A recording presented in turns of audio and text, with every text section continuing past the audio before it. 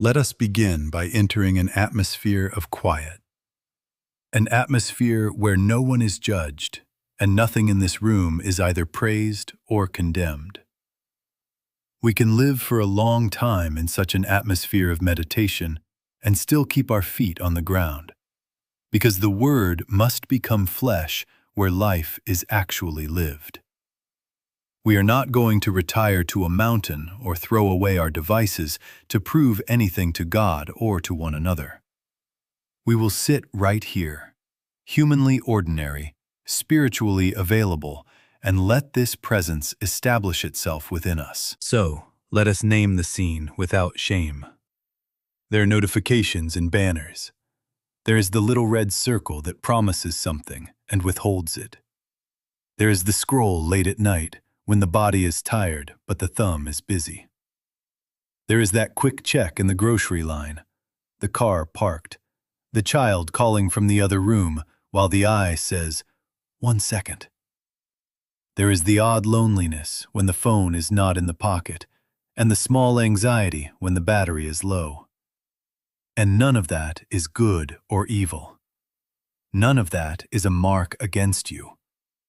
It is simply the present landscape in which we will discover God's government. Here is the paradox that will govern all we do together.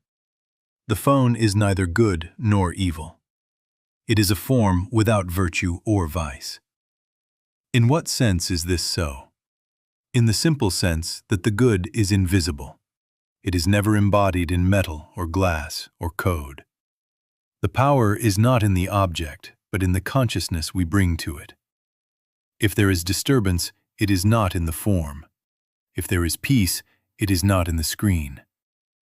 "Why callest thou me good?" was said to a man. And so it may be said to a thing. None is good save the Father.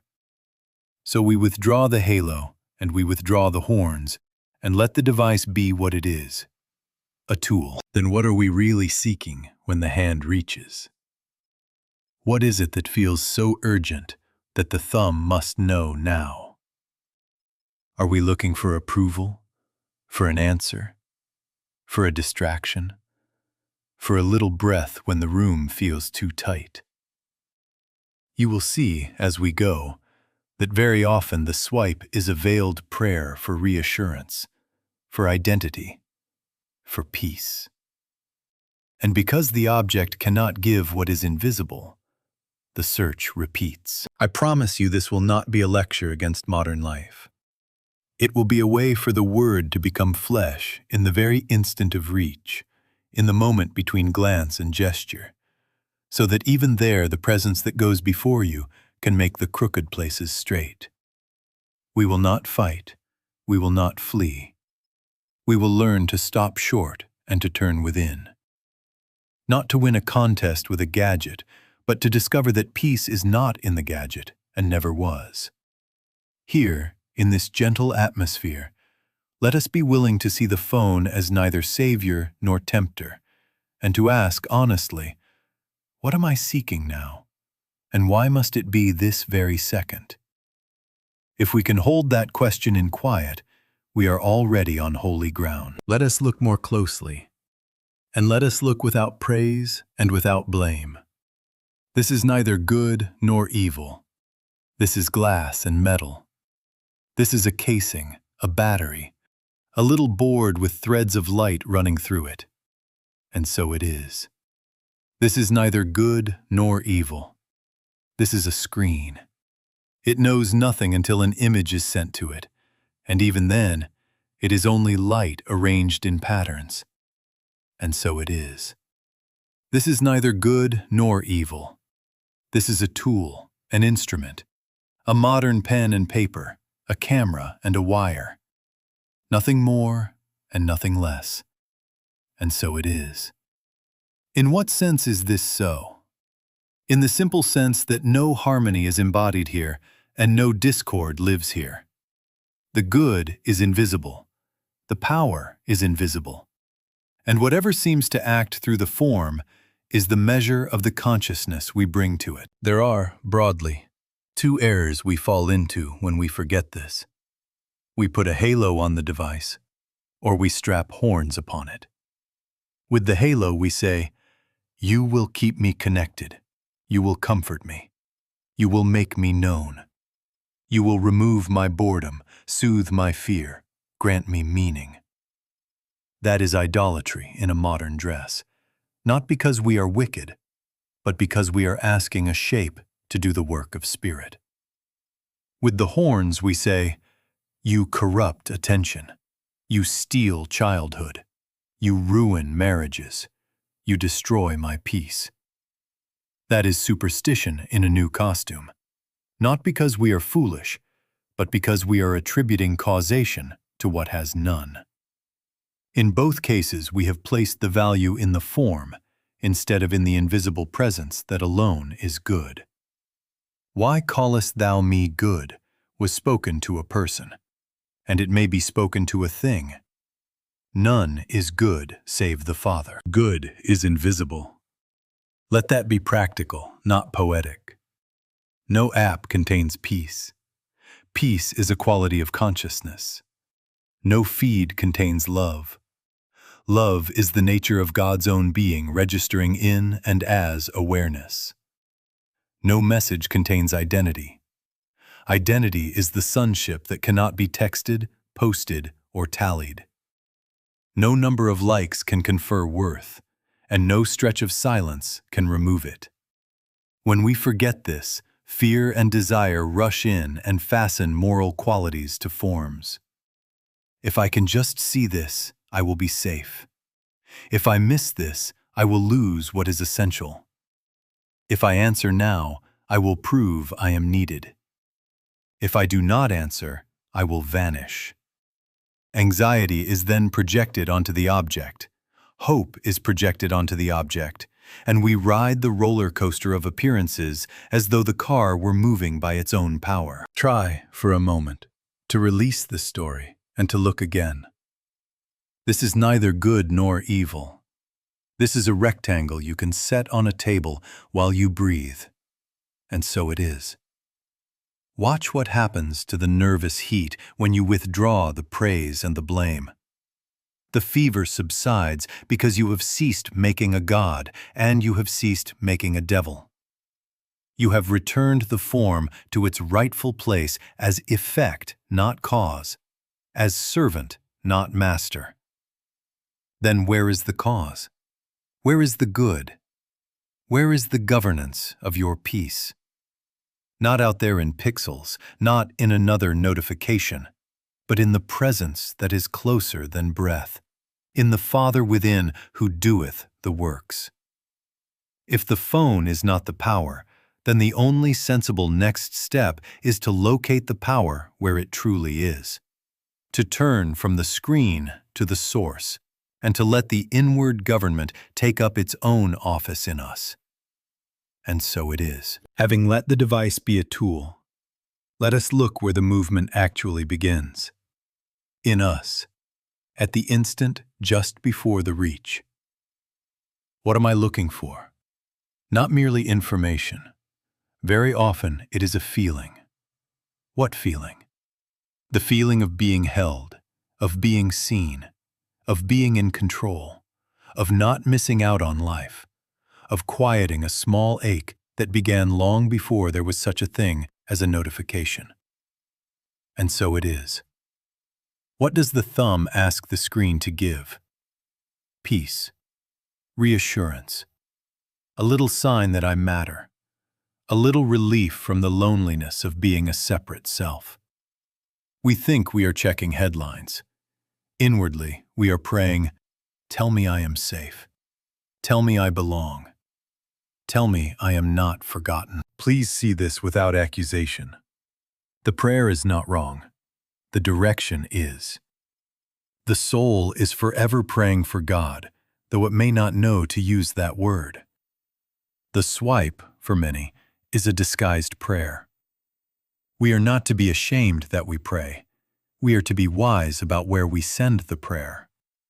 For whatever we consistently turn to for peace becomes, in practice, our altar. If the first reflex of the heart is toward glass and pixels to get our reassurance, we have, quite innocently, ordained a priest for ourselves, and asked it to perform a service it cannot perform. Now let us separate function from substitution. Communication is a function. It is normal and useful to speak with a friend, to coordinate a meeting, to read a weather report, to take a photograph of a child with jelly on the chin. This is neither good nor evil. These are tasks, and a tool serves them. But when we demand from the tool our identity, our safety, our place in the universe, bondage begins. For the feed can offer stimulation but not peace, approval but not worth, noise but not presence. The device can say, "You were seen," but it cannot say, "You are known." It can say, "You have messages," but it cannot say, "You are loved with an everlasting love." Notice how the body reports the difference. After a useful call, there is completion. After seeking identity, there is restlessness, and soon, hunger again. Why? Because we asked an effect to be a cause. We tried to drink from a pitcher of water. Take no thought does not mean neglect your errands. It means do not try to establish your life by mental grasping. The Father within doeth the works. The presence that goes before you makes the crooked places straight. So when the reach begins, ask quietly, "What am I secretly praying for?" If the answer is peace, then let the prayer return to its true source. The seeking is holy. The misdirection is all that makes it fruitless. Turn the prayer Godward, and you will find that what you were asking the phone to be is already present within you, closer than your hand, closer than your breath. And so it is. Now let us watch how a neutral tool seems to rise from the table and take a throne it does not own. It happens so quietly that most of us miss the moment of appointment. Not by decree, not by oath, but by repetition. A path is walked until a groove is worn. A groove is followed until a reflex forms. And at last, the hand moves before the heart has chosen. The reach begins while the mind is saying, "I will not," and the thumb is already on its journey. That is not evil. That is simply how consent, given often enough, moves from decision to default. We did not build a master. We rehearsed one. What is the exchange that is being made? It is subtle. We trade inner stillness for stimulation. We trade present guidance for endless options. We trade communion for commentary. We give up a single clear light for 1,000 flickers. None of these are sins. They are substitutions. And so it is that the invisible government of our peace, what Scripture calls the Father within, finds its seat vacated while a stream of appearances takes counsel with us. The form is still neither good nor evil. The transaction is entirely within. Who is governing consciousness? To what do we yield the right to set the tone of the heart? Consider a simple parable of our time. The phone lies face down on the dinner table. No one has touched it. The family speaks. There is warmth. A story is halfway told. Yet attention is already divided. The small rectangle, neither good nor evil, sits like an uninvited guest to whom we have secretly promised first response. A tiny light blinks from the corner, or perhaps it does not. Even the possibility carries authority. Laughter softens. The story shortens. A child senses that something else could enter at any second and displace her sentence. Without a word, the form has asked for worship, and we, without malice, have granted it a portion of devotion. The idol that is not an idol has received our inward bow. In what way is it an idol? Only in this. It holds no power, except the power we ascribe to it. "Thou shalt have no other gods before me" is not a threat. It is a description of how peace operates. There can be no other God of your peace before the presence, if peace is to be peace. If a vibration in your pocket can unseat your equanimity, then you have gently ceded the scepter to what is outside. This is not accusation. It is diagnosis. And the cure is not wrath. The cure is not a fiercer human will lashing the hand. I of mine own self can do nothing. The human will can restrain a gesture for a season and grow weary. The presence can still the sea. Therefore, the emancipation we seek is not a stronger contest with a neutral form. It is the quiet reversal of consent. It is the return of government to the invisible that alone is power. We do not fight the object, we forsake the substitution. We do not condemn the reach, we sanctify the moment before it. We place the phone back on the table, neither good nor evil, and we enthrone within the only governor capable of peace. Presently, you will see how easily a lifetime's groove can be interrupted by a breath turned Godward, and how mastery dissolves when the master is remembered.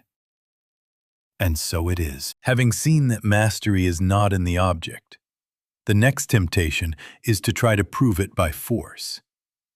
We delete the app, we set a timer, we make a vow. We grit the teeth and announce that this time we will not look. For an hour, perhaps we succeed, perhaps a day.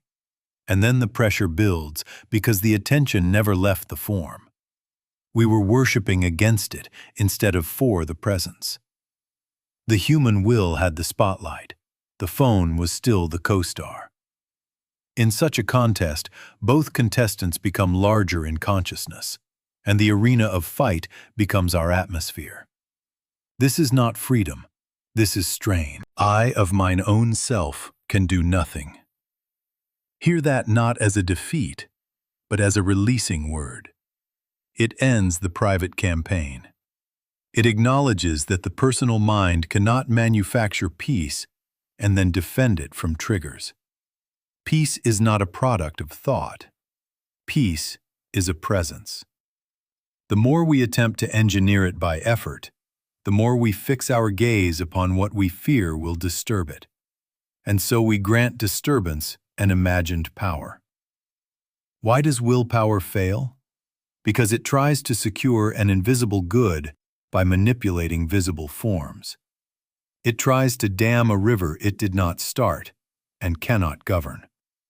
The presence can still the sea. The human will can only slap at waves. What then does change behavior? An inward shift of government. When the inner presence takes its rightful office, the crooked places are made straight before any conduct is addressed. The reach loses urgency without a command to stop. The notification sounds and the center does not move. No heroics are required because there is nothing to oppose. There is only something to recognize. Take no thought is not negligence. It is a description of a different order. The Father within doeth the works. Actions, choices, and even settings fall into their harmonious place as effects of a prior cause. The Word becomes flesh when the government is first within. Let us reason together by the logic of invisibility. What is the actual need? Peace, assurance, belonging, wisdom for the next right word. All are invisible. Therefore, the supply must be of the same order. It is not in a layout of icons, not in a perfectly curated feed, not in an empty inbox. It is not in the praise of men, nor in the silence of men. It is in the life that is closer than breath and native to your being. When you remember that the good is invisible, you cease rummaging among effects to find it. You consent to receive it from its source. Then, when you pick up the phone, you pick up a tool. When you set it down, you set down a tool. The current of your peace is untouched. How is this to be practiced in the split second of daily life? Do not tighten. Do not swear off. Stop short. Yield the next move. Before the thumb moves, let the attention turn within and say, without words if you like, Father, show thyself. Not as a mantra to get a result, but as a return of the scepter. In that one breath yielding, you will notice that guidance appears of itself. Sometimes you will proceed. Sometimes you will wait. Sometimes you will forget the device altogether. You did not decide against anything. You consented to something. That is why presence works and willpower does not. You have not wrestled the habit. You have remembered the governor. From here, we will learn a simple interruption that can be carried into the most ordinary moments, so that the next move is given, not grabbed, and the quiet mastery of the presence goes before you, even into the next notification. And so it is. Here is the way the word becomes flesh in the very moment of reach. Stop short. Not a dramatic refusal, a one-breath pause. The impulse rises. Do not fight it, and do not follow it. Let it be the bell that calls you inward. Before the hand completes the motion, let there be the lightest yielding. Father, here I am. If words are too much, let there be only the felt consent. This is not suppression. This is enthronement. In that breath, the government returns to where it belongs. In that pause, ask the simplest question, and ask it without judgment. What am I seeking right now? Is it comfort? Is it significance? Is it escape? Is it direction? If it is simply to text the time of arrival, the way will open, and you will do so without heat. If it is comfort, the phone cannot supply it. If it is significance, no number can confer it. If it is escape, you will find the ache waiting at the end of the scroll. If it is direction, the presence knows the next right word. Having asked, do not answer yourself. Turn within and listen, not with strain, but with the same ear that hears a loved one enter the room. The still, small voice is never in a hurry. It does not press, it assures. Practice this in the places where reflex once ruled.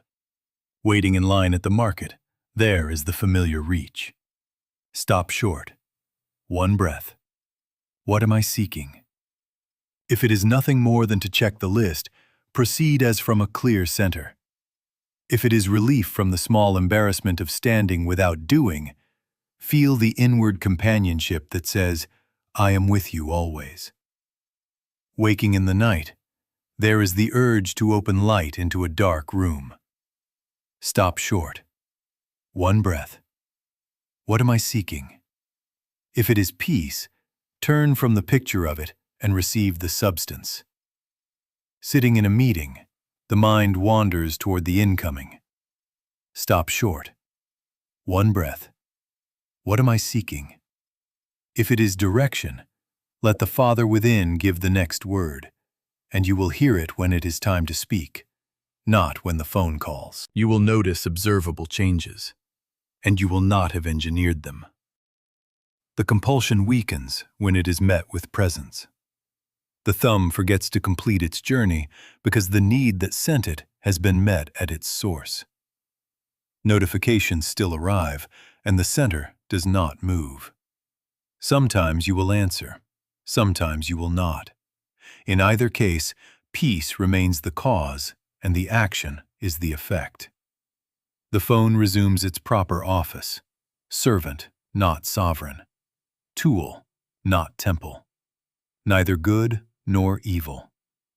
And so it is. Let this become a way of breathing. 100 times a day if need be, stop short and turn within. Do not count successes and failures.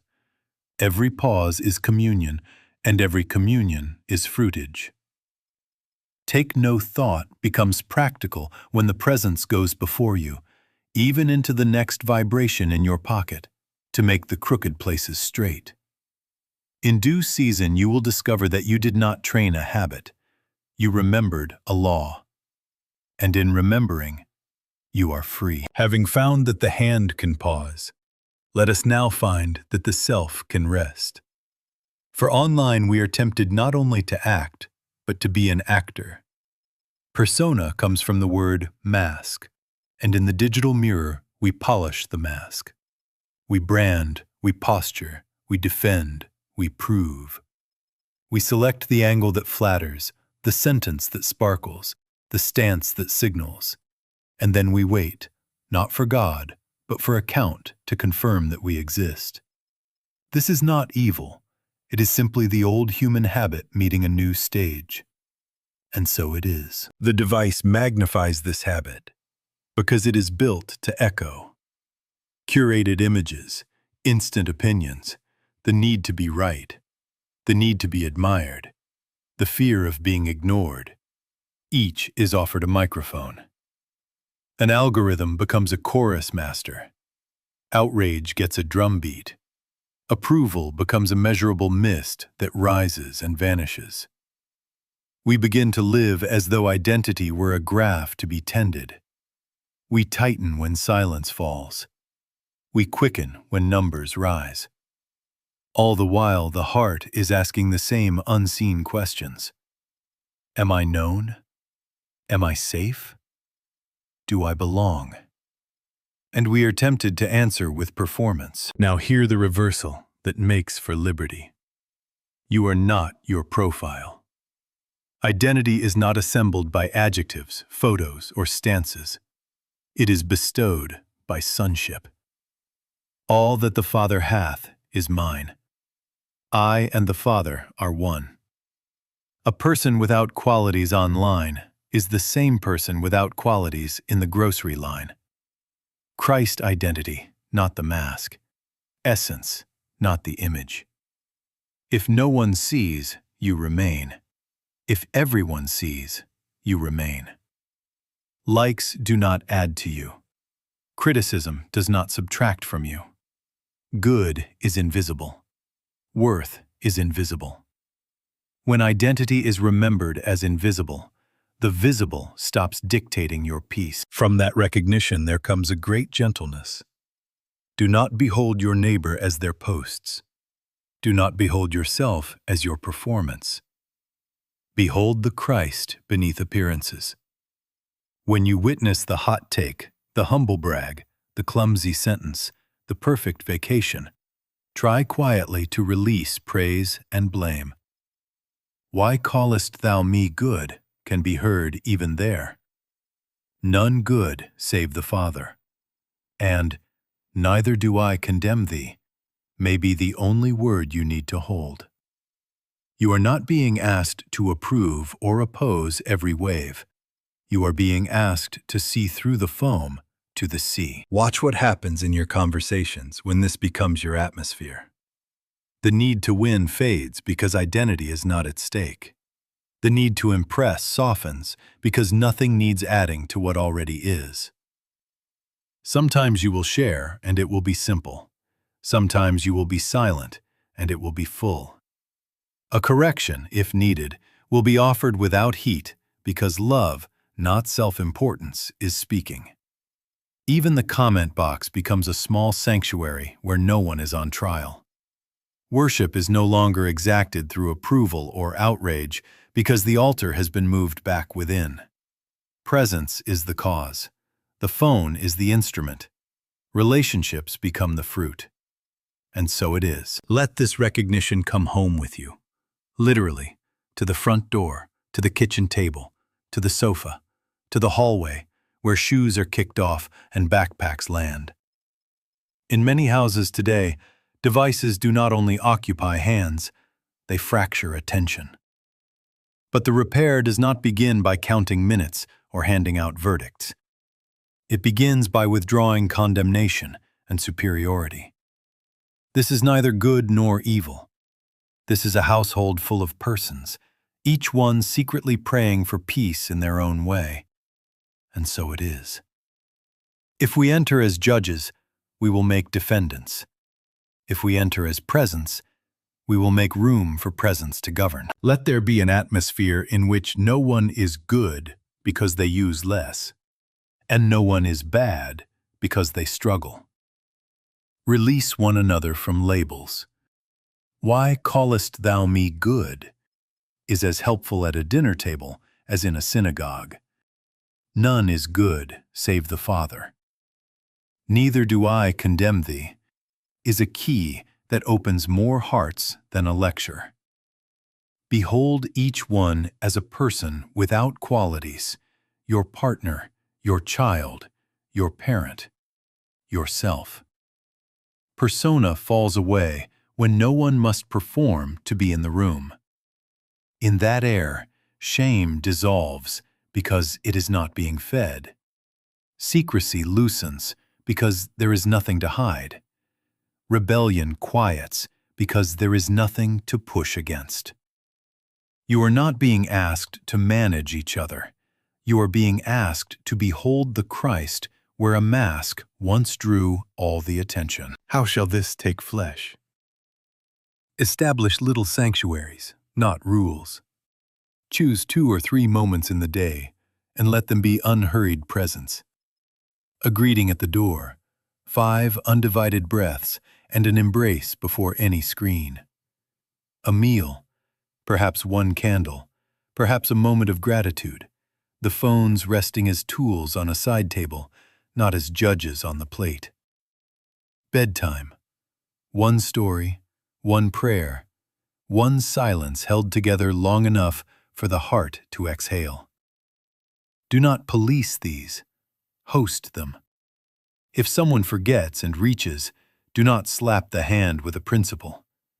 Stop short and let the atmosphere remind the room of what it loves. When love is the host, the phone naturally takes its place as servant. Why does this heal?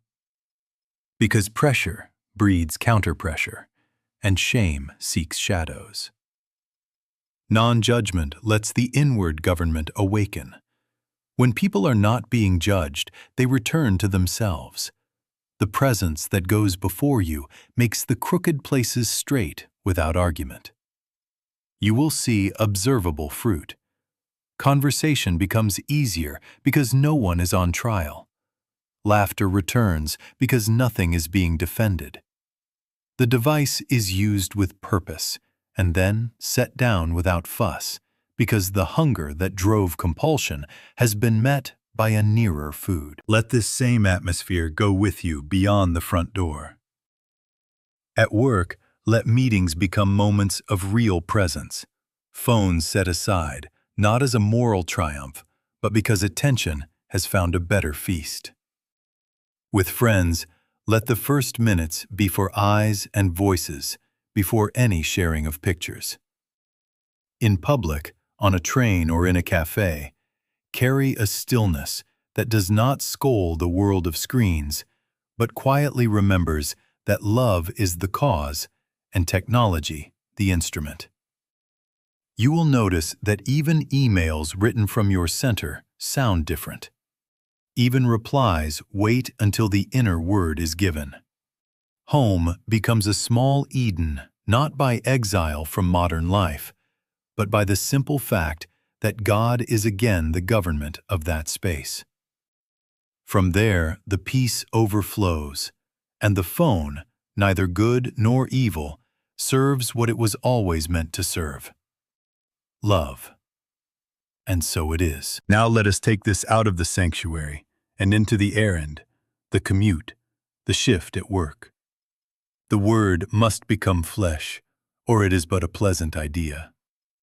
The phone lies there, neither good nor evil, and we will use it as a tool while refusing it the throne. Right use is simple.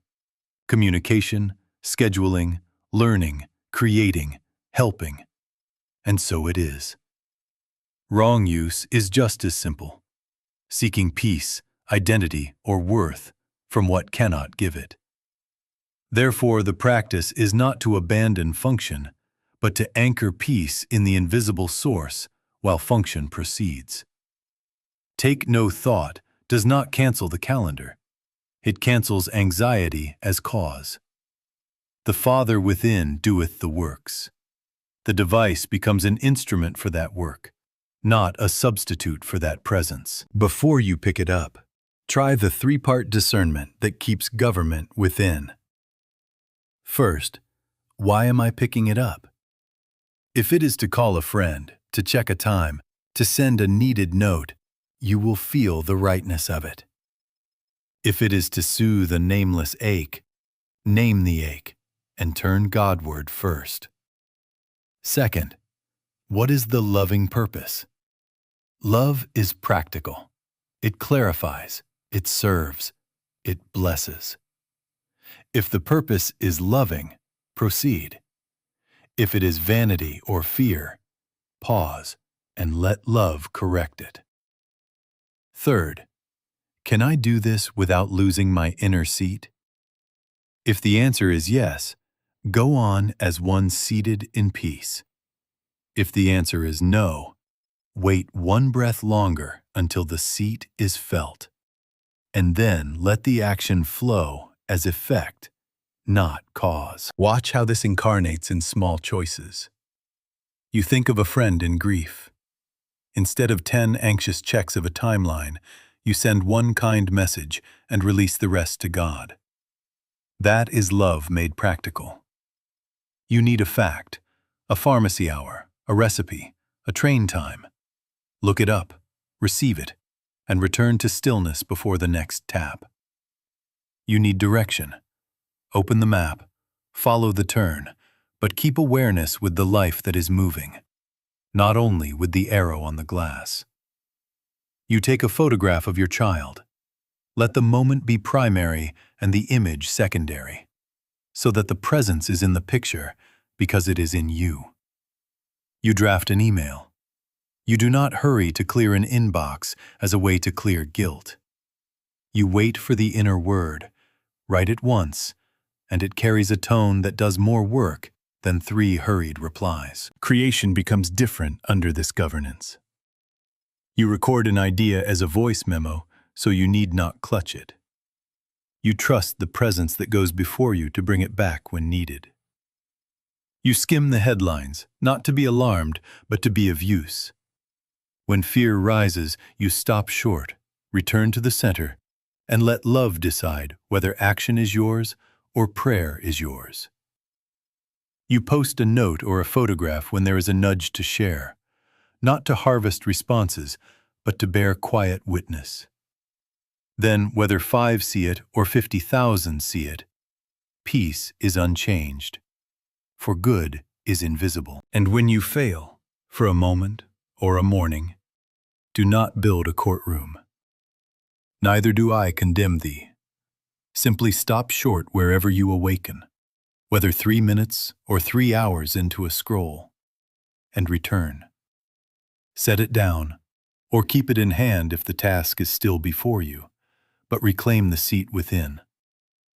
Sometimes the return will suggest a small external correction, muting a thread, turning off a needless alert, removing an icon that shouts for worship. Let those adjustments be effects of guidance, not trophies of will. I of mine own self can do nothing. The presence restores the order. In this way, the day becomes a chain of small incarnations. Invisible peace as cause, visible usefulness as effect. No vow is required, for vows keep the form at the center. What is needed is a lived recognition. The good is invisible and always available. The source is within and at hand. Let the presence go before you into the call, into the text, into the map, into the next notification. and you will find that you are using the phone without serving it. The government is again upon his shoulder, and the tool is again a tool. And so it is. Let us be very still for a moment.